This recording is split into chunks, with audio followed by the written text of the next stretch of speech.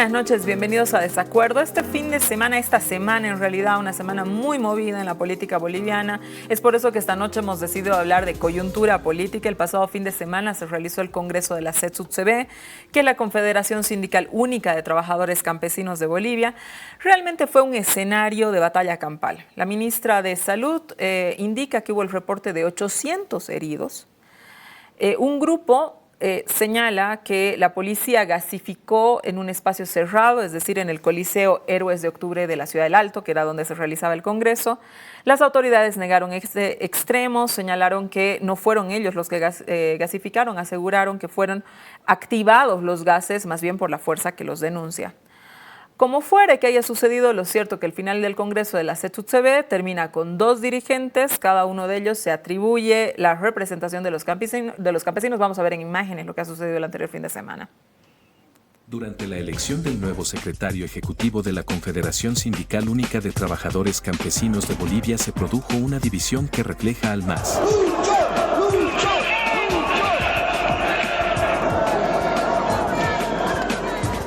Por un lado está Lucio Quispe, que es el representante del sector arcista, y por el otro lado Ponciano Santos del sector de Evo Morales. La Confederación tiene 2 dirigencias tras un violento congreso de su sector realizado durante el pasado fin de semana en la ciudad de El Alto. Hubo corte de energía eléctrica, gasificada en el recinto y peleas internas. El sector de Lucio Quispe fue reconocido como la dirigencia oficial de la Confederación y el bloque de Ponciano Santos, apoyado por Evo Morales, anunció un bloqueo de caminos. Bien, lo hemos visto. La Organización General de Trabajadores Campesinos, la CETUTCB, que se funda en el año 1979, que ha combatido dictaduras, que ha sido protagonista, una de las protagonistas de la recuperación de la democracia en Bolivia, que es la organización más grande y representativa del país, que conglomera todas las naciones y pueblos originarios de nuestro país, que tiene representación en todos los departamentos, todas las regiones y todas las provincias del país, termina dividida después de estar unida más de medio siglo.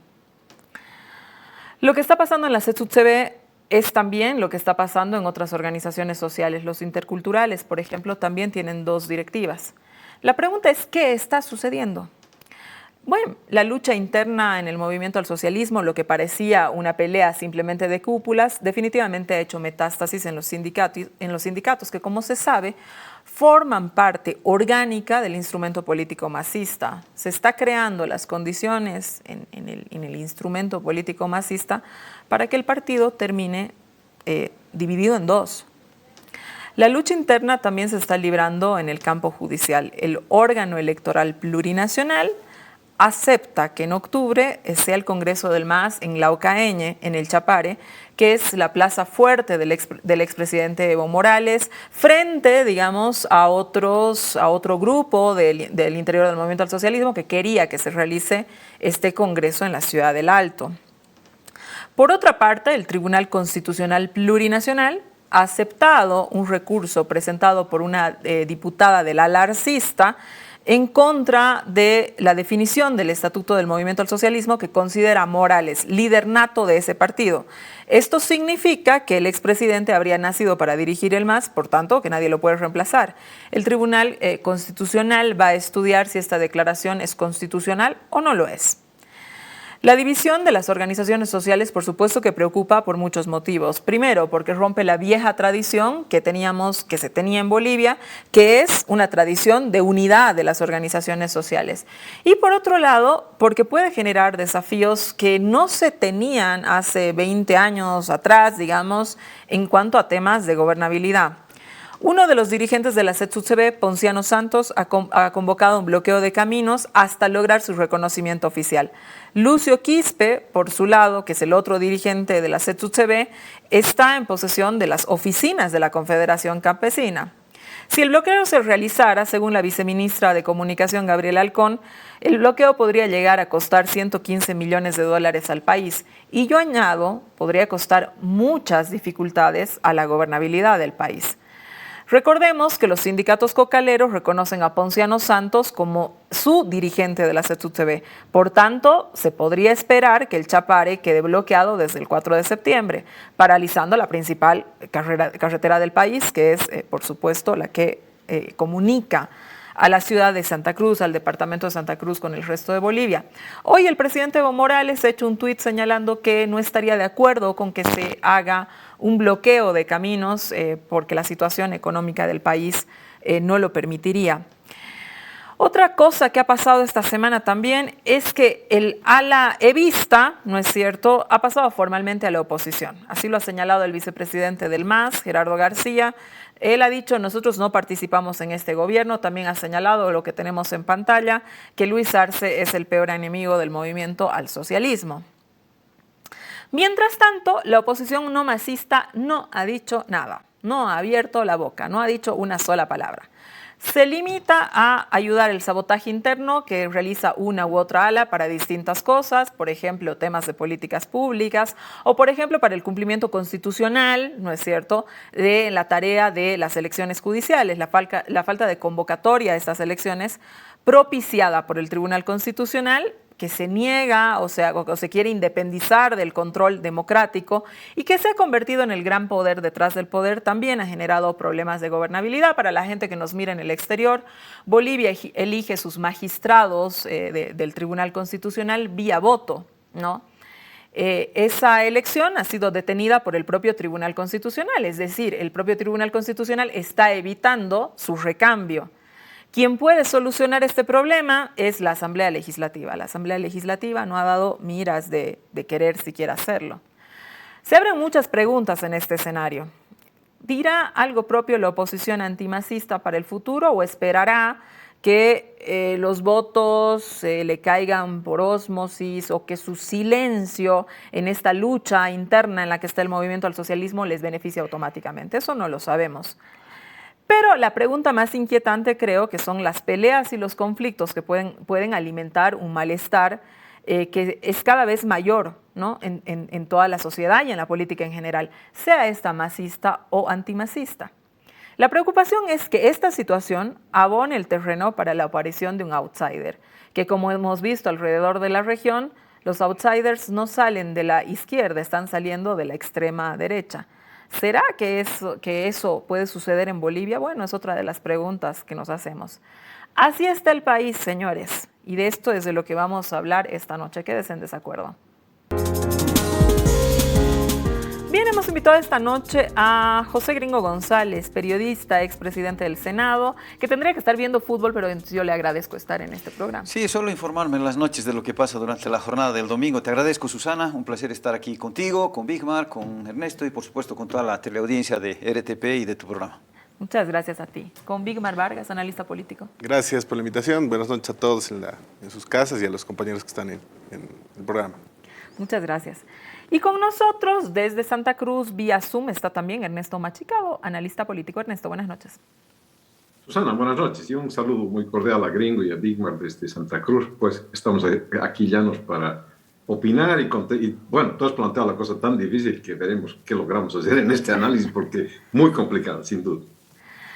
Bien, vamos a empezar con Gringo. A ver, Gringo querido, tú has seguido la coyuntura durante muchos años, tienes una carrera política, pero tu carrera es el periodismo, ¿no es cierto? El MAS ha estado en el centro de la política boliviana estas 2 últimas décadas, ahora lo sigue estando, pero a veces creo que no por las razones correctas. Hemos visto en la introducción lo que está pasando el anterior fin de semana, etcétera. ¿Preveías, Gringo, que algún día tendrías que cubrir o tener que analizar una situación como esta? Complicado, ¿no? La verdad es que uno que ya tiene unos años, yo tengo un poquito más de 60, he visto varias cosas, ¿no? Y he confirmado, diríamos, un poquito entre lo que he vivido en primera persona y lo que he leído, porque las cosas que pasaron antes que yo nazca también un poco las he leído, las he revisado, las he analizado. Llegó a la conclusión de que es verdad que el hombre es un animal capaz de tropezar 2 veces con la misma piedra, ¿no? Lo que estamos viendo hoy es un déjà vu, ¿no? Lo estamos reiterando en los espacios en los que podemos compartir con la gente. Esto ya pasó allá por finales de la década del 50 con el MNR. El MNR, que es un partido que en ese tiempo tenía un prestigio extraordinario, había encabezado ni más ni menos que la revolución del 52, después de un larguísimo proceso de gestación que empieza más o menos, bueno, empieza prácticamente desde que se funda Bolivia. Y agarra justamente esa agenda de reivindicaciones para aquella gente que desde 1825 o antes, desde la llegada de los españoles en realidad, había vivido sojuzgada, sometida, humillada, desconocida, ignorada, etcétera, ¿no? Entonces, yo creo que lo que sucede con el MNR allá por finales del 50, que luego desemboca en esa larga noche de gobiernos militares dictatoriales, ¿no? Arrancando por Barrientos y terminando en el último militar, que si bien no fue tan sangriento como los anteriores, o no fue sangriento en realidad, Guido Vildoso, que es el que te hace la posta hacia la democracia, pues fue una larguísima noche, ¿no? De muchos, muchos años, varias décadas, que a muchos de nosotros nos atravesó, pues, ¿no? Parte de nuestra niñez, nuestra adolescencia, el inicio de nuestra juventud, en fin. Hemos visto cómo se ha tratado este país, ¿no? Durante todos esos gobiernos y, claro, nos inquieta, nos preocupa. Yo creo hoy, honestamente, Susana, amigos, yo creo que en lo personal me preocupa mucho más que lo que pueda pasar con un bloqueo de caminos anunciado para el 4 o lo que pueda pasar incluso en las elecciones del 25. A mí me preocupa el modelo de país que vamos a ir a discutir y el modelo de país que vamos a asegurar para las futuras generaciones, ¿no? Yo creo que eso es lo que está en juego.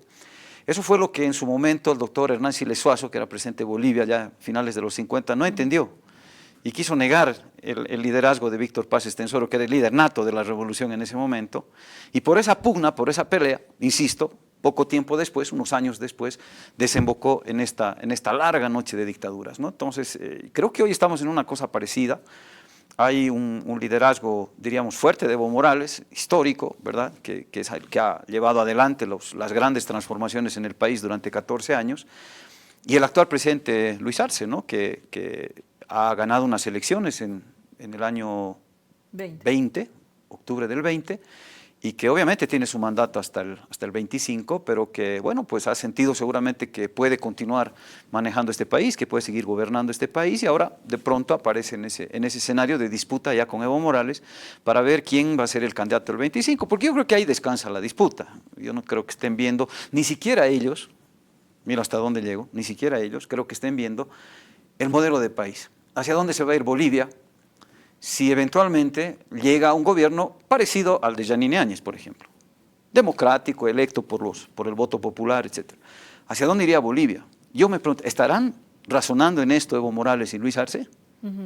Yo no sé, tengo a ratos la impresión de que no lo están haciendo. Ahí, gringo, yo creo que vamos a entrar por todo lo que hemos visto hasta ahora y yo creo que quizás por la falta de reflexión de fondo de las cosas, ¿no? Que no solamente tú la estás planteando, hay gente de la alevista que la plantea, gente de la arcista que la plantea, ¿no es cierto? Pero lo cierto es que parece que se entra en una espiral de ingobernabilidad con pocas salidas a la vista. Yo de verdad, el anterior fin de semana no podía creer lo que estaba sucediendo de ver una CSUCB que reconocía a dos cabezas, ¿no?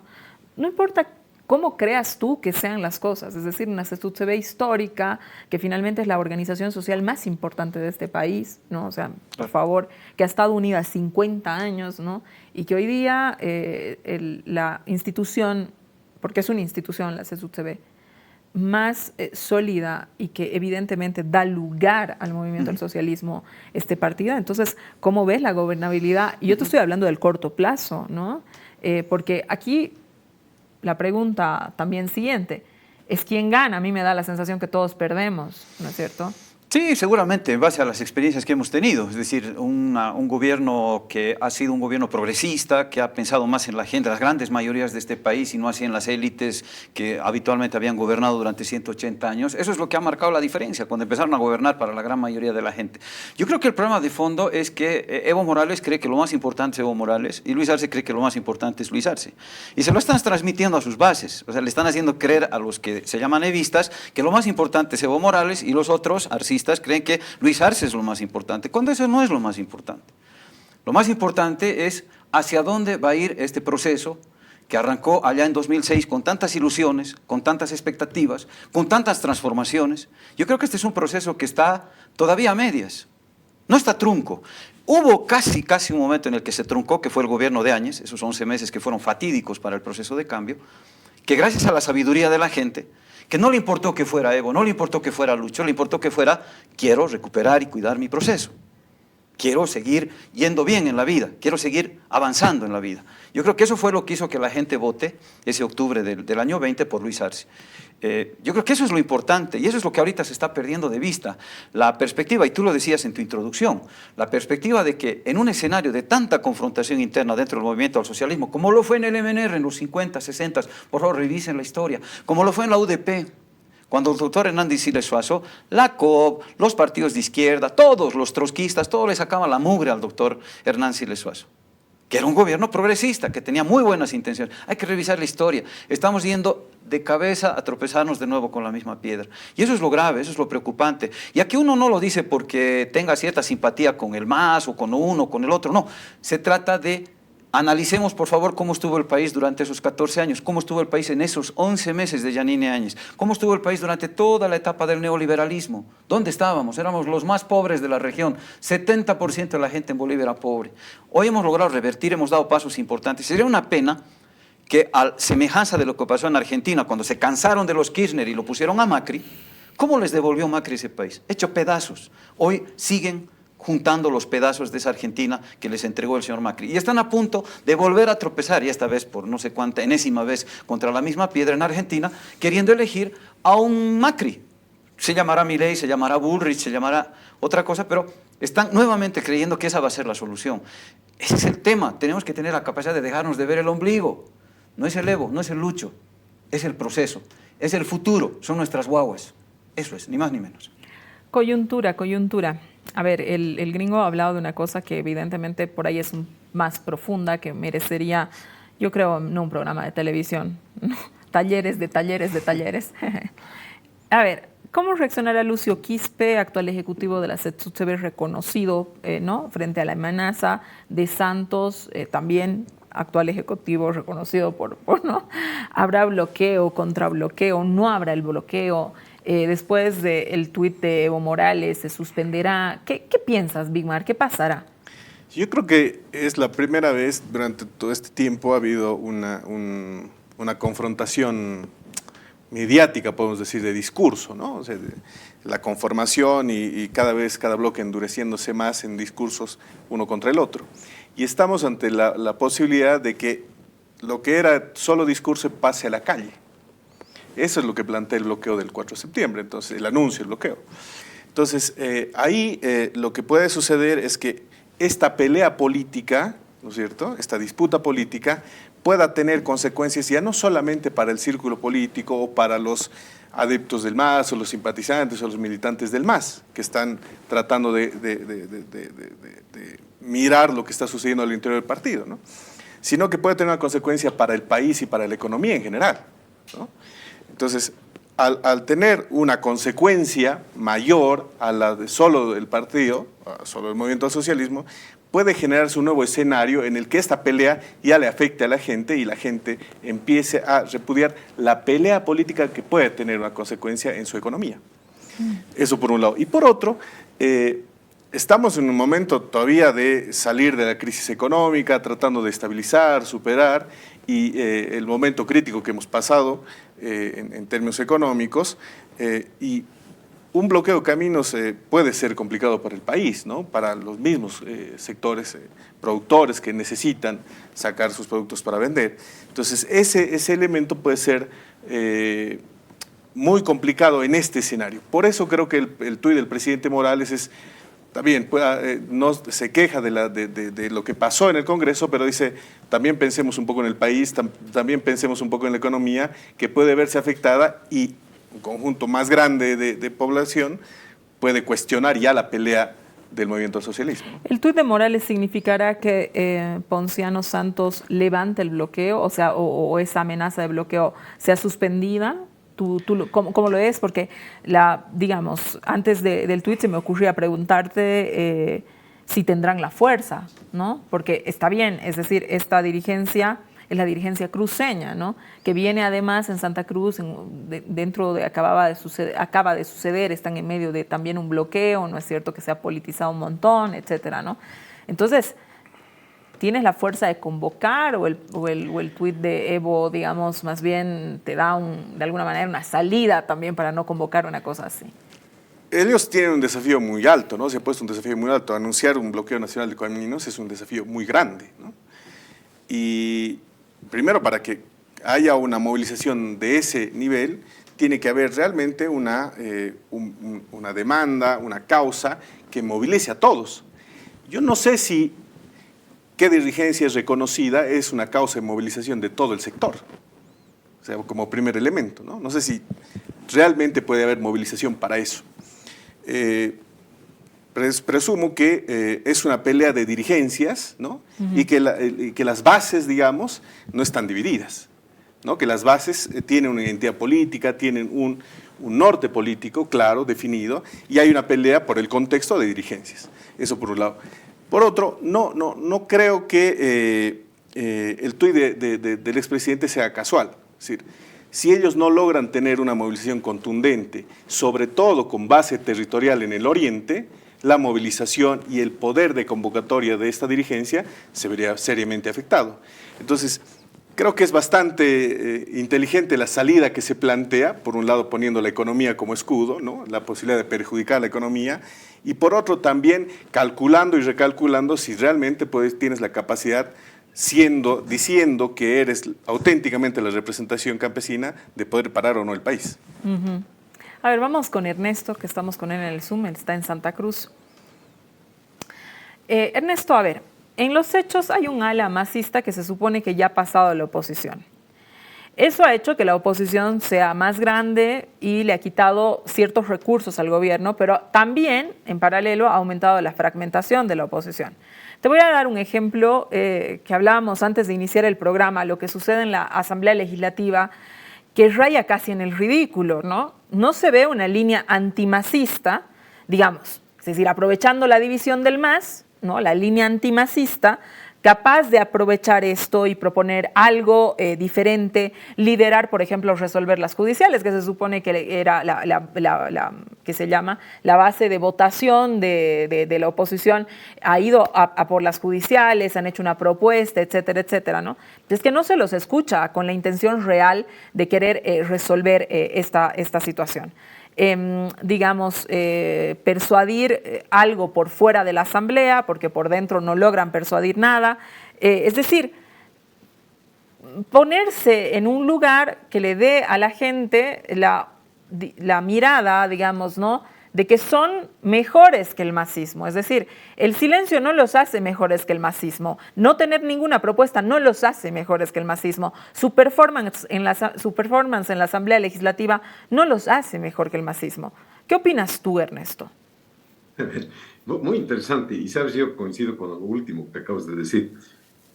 Yo creo que el silencio obviamente no los hace mejor que el masismo.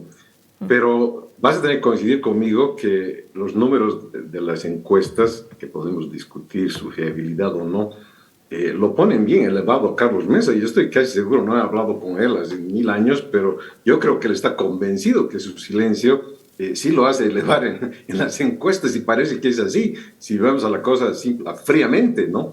Él no habla, no abre la boca y suben las encuestas, está bien colocado. No sus diputados, no su bancada, concuerdo contigo en ese punto, pero el tema en política no es qué piensa la gente de la bancada, es qué piensa la gente del jefe de los partidos. Este es un país que se guía mucho por el caudillismo, sigue siendo caudillista, pero no Bolivia, el mundo, ¿no? Mira Putin, ¿no? Mira Trump, esos son caudillos grandes, pues, ¿no? De grandes países, por lo menos.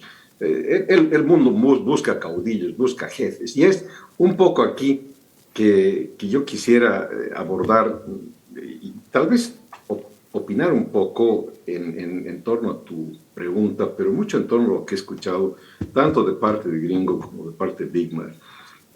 Gringo siempre me ha caído a mí como un periodista súper interesante, y tal vez por sus expresiones muy, digamos, como tú lo introdujiste, no tan político, muy del sueño, digamos, ¿no? Y eso lo hace una muy buena persona. Pero la política yo la veo muy al estilo hobbesiano, ¿no? Y es que ¿no? Es muy cruel. Yo creo que aquí sí, en la política, no importa que sea el MAS, no importa que sea el MNR, no importa que sea la UDP, ni importa que sea Estados Unidos, ¿no? Fíjate tú, los americanos, ¿qué están haciendo con su país? Están jugando con su país, ¿no? lo quieren meter preso a lo que dé lugar a Trump para que no participe en las encuestas, para que no participe en las próximas elecciones. Y son capaces de hundir a la principal potencia del mundo económica solo para hundir al opositor, ¿no? Esa es la mentalidad del ser humano, ¿no? Digamos, del ser político, del ser humano. Somos hobbesianos, todos, ¿no? Unos más, unos menos. Y la pelea que se dio en los años 50 y 60 dentro del MNR fue eso, fue una pelea por personalidades, ¿no?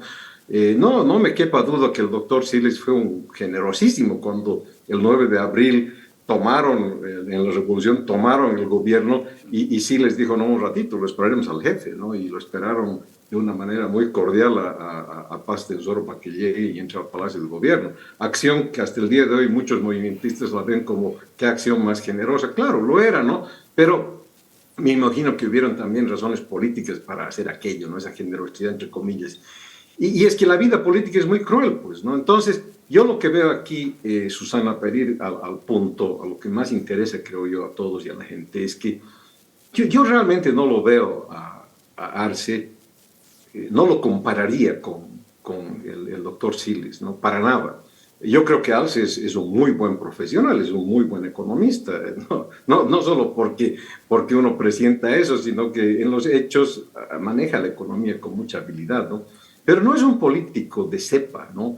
No es como Siles Suazo, que ha vivido la revolución y ha liderado la revolución del 52 desde sus orígenes, de la fundación, el año 41 del MNR. Mira, son casi 10 años de gesta, ¿no? Para llegar a la revolución del 9 de abril. Y eso lo hicieron un grupo de hermanos, en el sentido mejor de la palabra, ¿no? Obviamente no eran parientes, pero una hermandad política, ¿no? Eso no ha ocurrido, pues, con el presidente Arce, ¿no? El presidente Arce tiene su lugar en la vida y en la historia, pero, como tú decías, no sé si en el mismo sentido, no ha sido, pues, el propulsor del masismo, ¿no? El propulsor del masismo, sin duda alguna, es Evo Morales, pues, ¿no? Y alguna otra gente que está a su alrededor.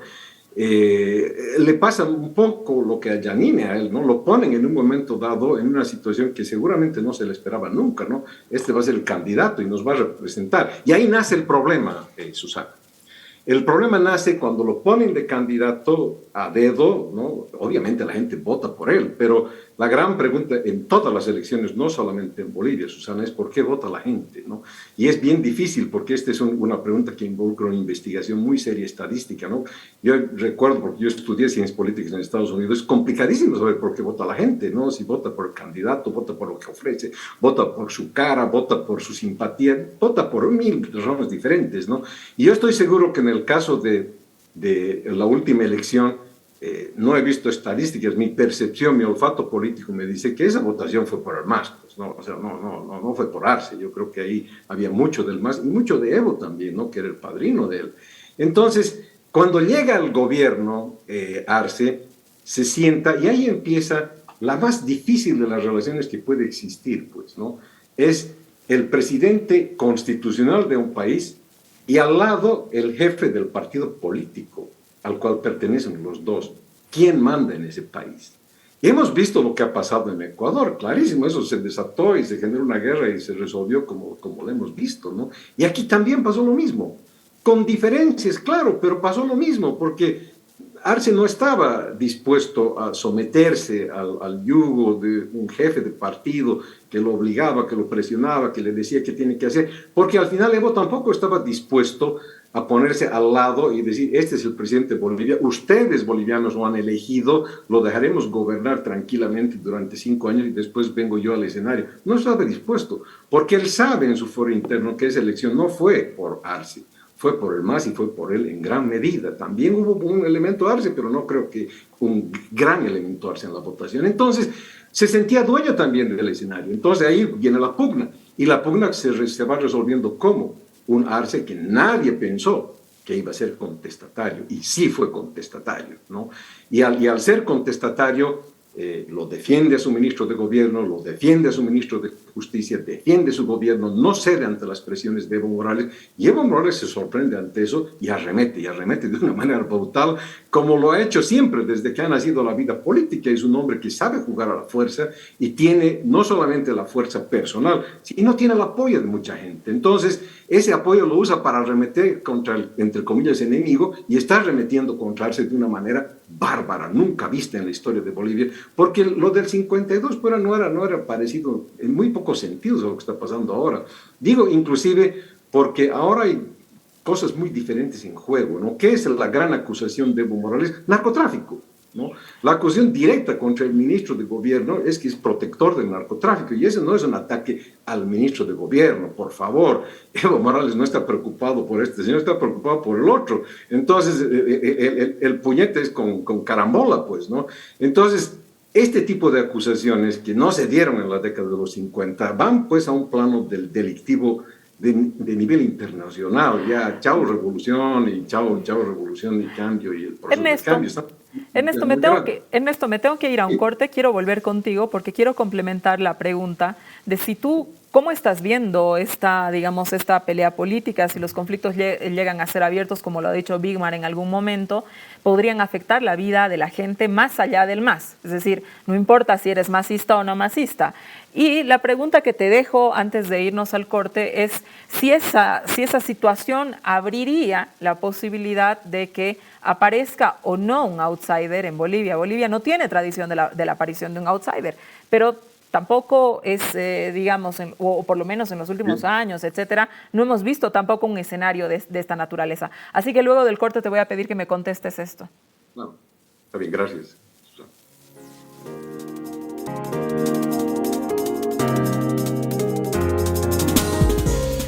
Volvemos a Desacuerdo, estamos hablando de la coyuntura política. Volvamos con Ernesto en el Zoom. Por favor, Ernesto, teníamos la pregunta pendiente. Esta pelea política que si va creciendo naturalmente va a afectar a un campo más allá del masista. Lo señalaba Wigmar muy bien, creo, en su anterior intervención. ¿Crees que esto pueda precipitar, abrir un camino, abrir un espacio para la creación de una figura política tipo Milei, para un outsider? Bolivia no tiene tradición de un outsider, pero no lo sé. ¿Qué piensas tú? Mira, yo creo que es muy difícil que en Bolivia surja un outsider como se define un outsider, ¿no? Ahora, recordemos que tampoco Milei es un outsider de verdad. Él ha estado muchos años en política, ha sido diputado, entonces tampoco es que cayó ayer del cielo. Yo creo que en Bolivia lo que sí puede surgir es que dentro de los partidos políticos, que son 8 o 9, que figuran en la Corte, sí podría darse la presencia de un líder novedoso. Te doy un ejemplo, ¿no? Que yo mismo no tengo seguridad que pueda ser él, ¿no? Pero es un ejemplo simplemente. El rector de la Universidad, Gabriel de Moreno, es una persona que se perfila como una figura interesante, no sé si es un Milei, pero una figura análoga podría verse con una irrupción política dentro de un partido tradicional. Tradicional quiero decir como parte de uno de los 8 o 9 que están inscritos en la Corte Electoral. Podría ser una persona como él, podría ser una persona como la señora Copo, por ejemplo, ¿no? La alcaldesa del Alto, que no será outsider, pero es una novedad. Pues ella estará en política muchos años, pero si la pones de candidata a la presidencia, revoluciona el sistema político, no cabe duda.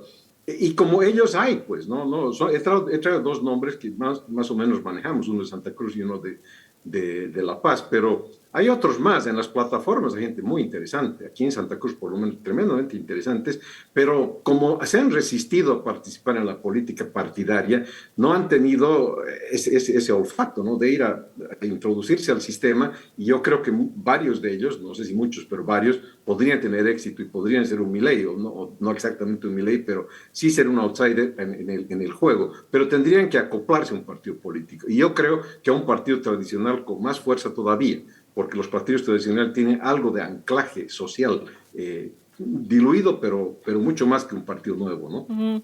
A ver, Wigmar, vamos nuevamente a el tema que nos llama de la coyuntura política, este anuncio de el bloqueo. A ver, puede ser muy difícil, tú lo has señalado muy bien, se han puesto la vara muy alta, capaz el bloqueo no sucede, ¿no es cierto? Pero habría que ahí también hacer algo, ¿no? Un tuit capaz y no es suficiente, ¿no? A ver, si hoy día fueras asesor de Arce, digamos, ¿no? ¿Qué le sugerirías para enfrentar unos días que vienen que podrían ser muy difíciles? También de parte, digamos, de alguna manera, Evo ha dado una señal, a ver, capaz que le toca hacer Arce. Yo creo que el presidente, si uno recuerda su primer año de gestión y uno miraba las calificaciones sobre su gestión, eran bastante buenas, ¿no? Porque tenía una agenda absolutamente clara, definida, de recuperación de la economía, de recuperación de la patria, de recuperación del Estado plurinacional, y eso lo ponía a él, lo puso a él como un actor importante. Yo discrepo de la gente que dice que que no termina de definir al presidente como también político, ¿no? Digamos, es buen técnico, buen economista, y se le baja un poco el volumen a su perfil político. Yo creo que sí también es político, y en el primer año ha mostrado eso. Y eso ha precipitado la disputa interna también, porque en la medida que su imagen crecía, su gobierno se veía bien, también era un líder dentro del MAS interesante para conducir el partido y el proceso. Entonces, en ese contexto, ¿qué le diría al presidente? Que retome esa agenda. Porque en la medida que hoy tiene entre eso, gobernar y llevar adelante su plan, y la disputa que se ha precipitado, ¿no es cierto? Hay momentos en que uno ve al gobierno, no al presidente, porque el presidente se cuida mucho, pero al gobierno, hablo en general de los ministros, también entrando en la pelea, se va diluyendo eso de qué es presidente, precandidato, candidato, etcétera, y creo que eso genera una neblina en torno a su gobierno. Yo creo que el potencial del presidente es retomar esa su agenda, ¿no?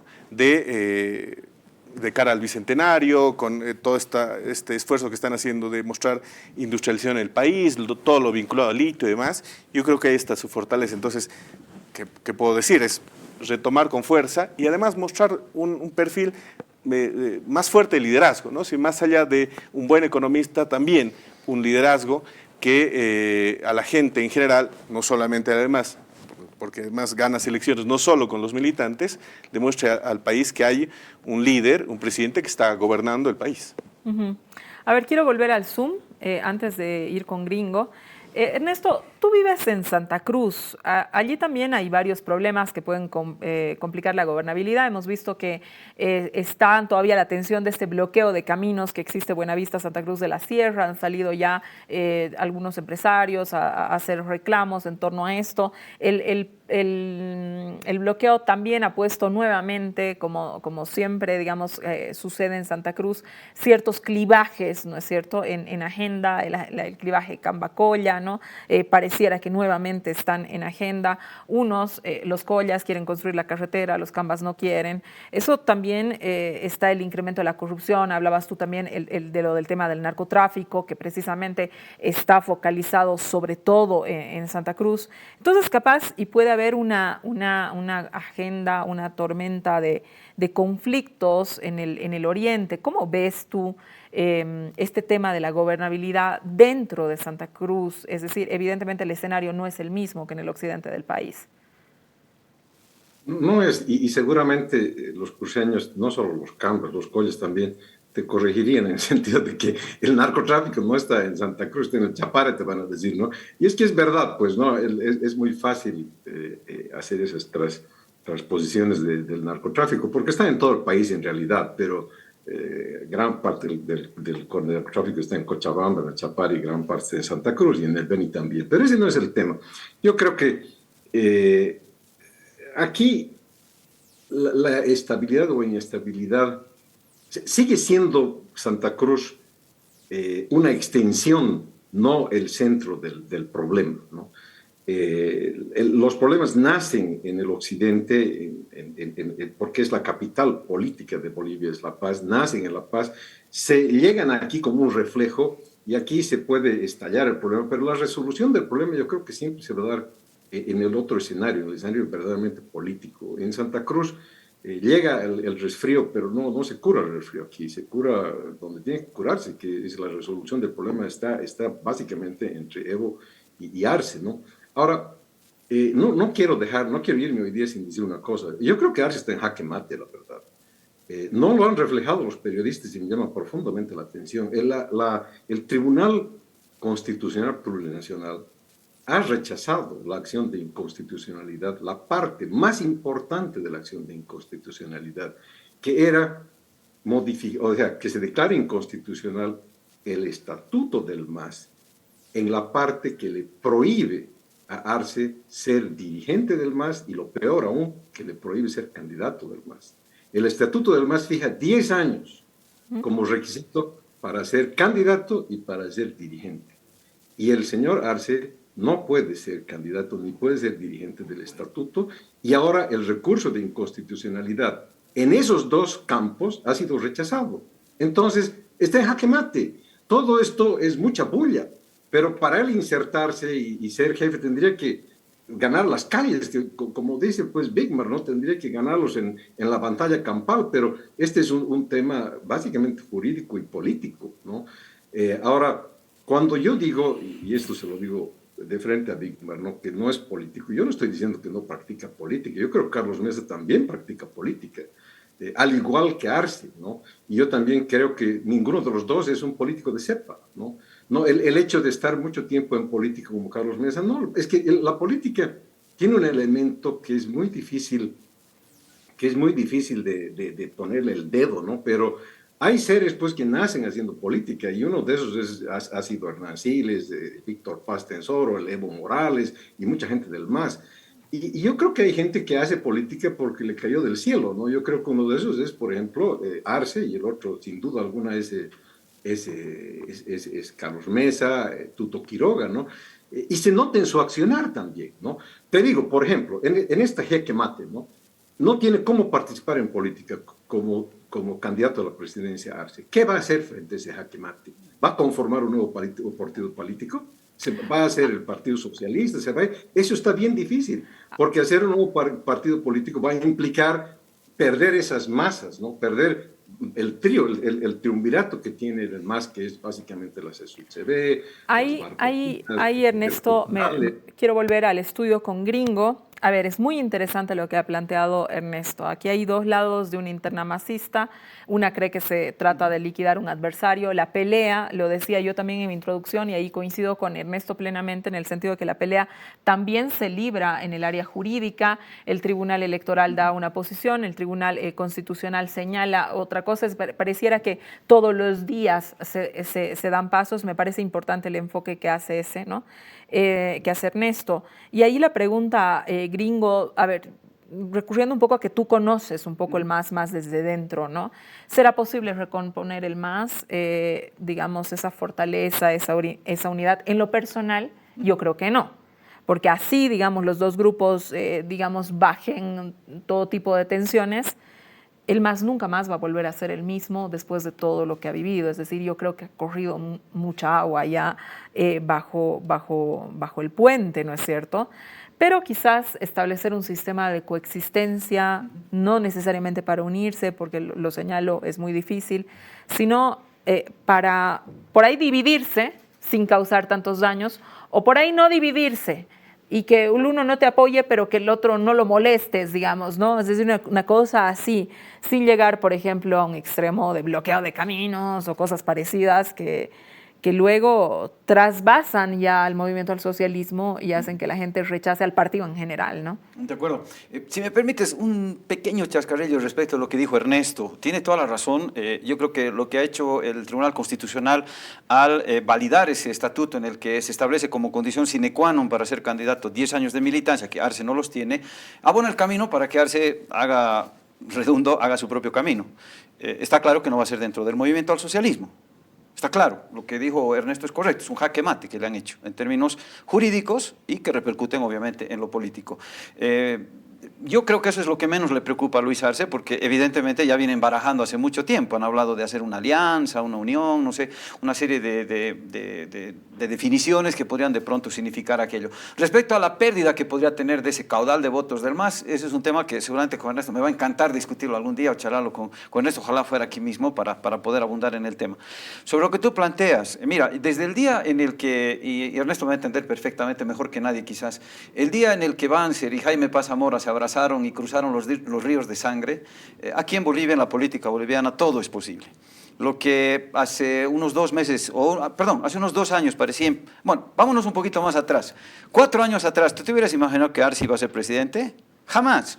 ¿Tú te pudiste imaginar cuando Evo lo anuncia a Luis Arce como el candidato y no a Choquehuanca como el candidato a presidente, que Arce con el correr del tiempo se iba un poco a desacatar, digamos, por llamarlo de alguna manera, respecto de Evo?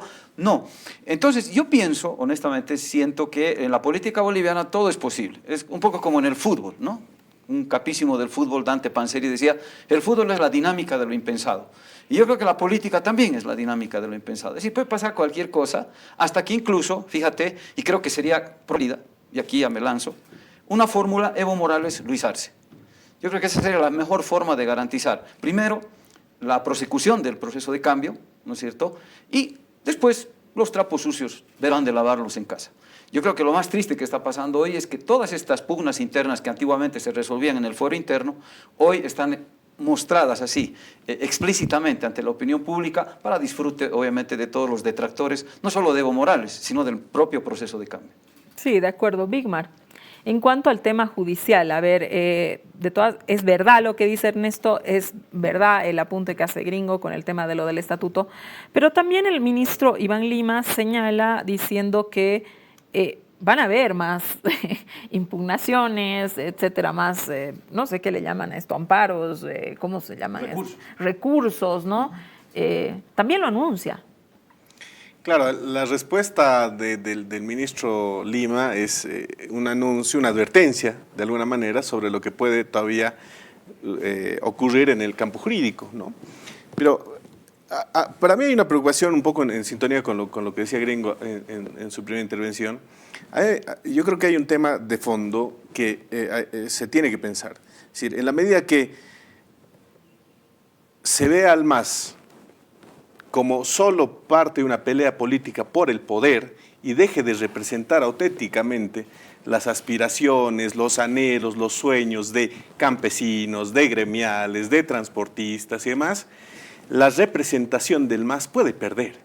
Y ahí Gringo decía hace rato, discutamos si se lleva o no se lleva votos, ¿no? ¿Quién se puede llevar votos? Entonces, hay una cosa de fondo que yo creo que hay que también empezar a discutir, porque no es solo la coyuntura y lo que dice un diputado, lo que le contesta un ministro y demás. Yo creo que hay muchas cosas de fondo que también hay que poner sobre la mesa, porque la representación podría ponerse en riesgo, no solamente para un bando, sino para todo el proyecto, ¿no? Una cosita, si me permites, así chiquitita, a propósito de lo que decía Ernesto respecto de Carlos Mesa, que está creciendo con la boca cerrada, ¿no? Más o menos así lo describía Ernesto. Hablando el otro día con Álvaro García Linera, él decía, lo que están mostrando hoy las encuestas, a propósito de lo que dice Víctor, es muchos votos que uno supondría que se están pasando del Evo a Lucho, de Lucho a Evo, en realidad se están yendo a Carlos Mesa. Votos del MAS, ojo. Yo discutiría eso. Las encuestas no dicen precisamente eso. Hay un crecimiento de Carlos Mesa, pero es un crecimiento que puede estar en el margen de error. Yo, ¿dónde veo el crecimiento? Que me parece que la encuesta de Diagnosis y Julio Córdoba lo ha presentado también en este programa.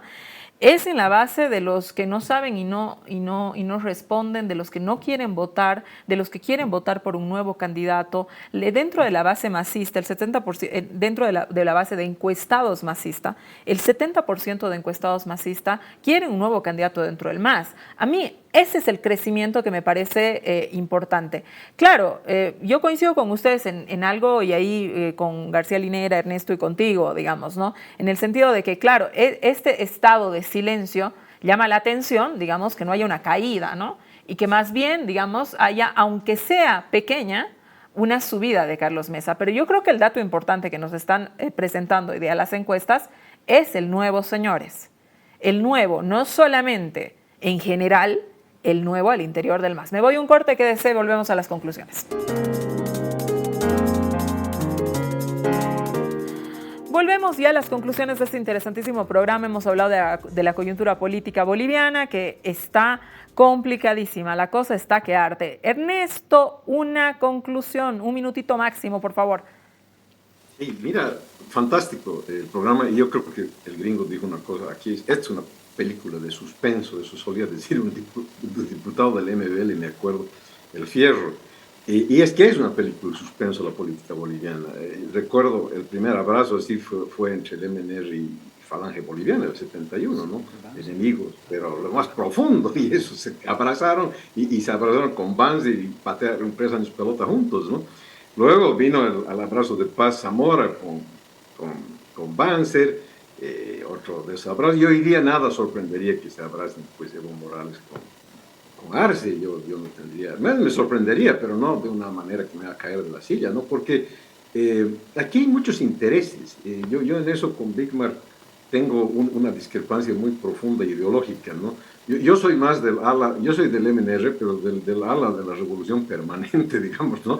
Del verdadero trotskismo movimentista. Yo no creo que los hombres son revolucionarios desde que tienen 10 años hasta que tienen 85 años, ¿no? Yo creo que muchos pueden serlo, o muy pocos pueden ser revolucionarios desde que tienen 10 años hasta que tienen 90. La mayor parte de la gente va cambiando, pues el ser humano se modifica. Entonces, el revolucionario de ayer se vuelve el que abraza con Banzer años después, ¿no? Y el Evo Morales de ayer, claro que es otro, pues no va a ser el mismo. Se puede nomás abrazar con Arce y Arce también abrazarse con otro, ¿por qué no? Hay mucho en juego, hay mucho.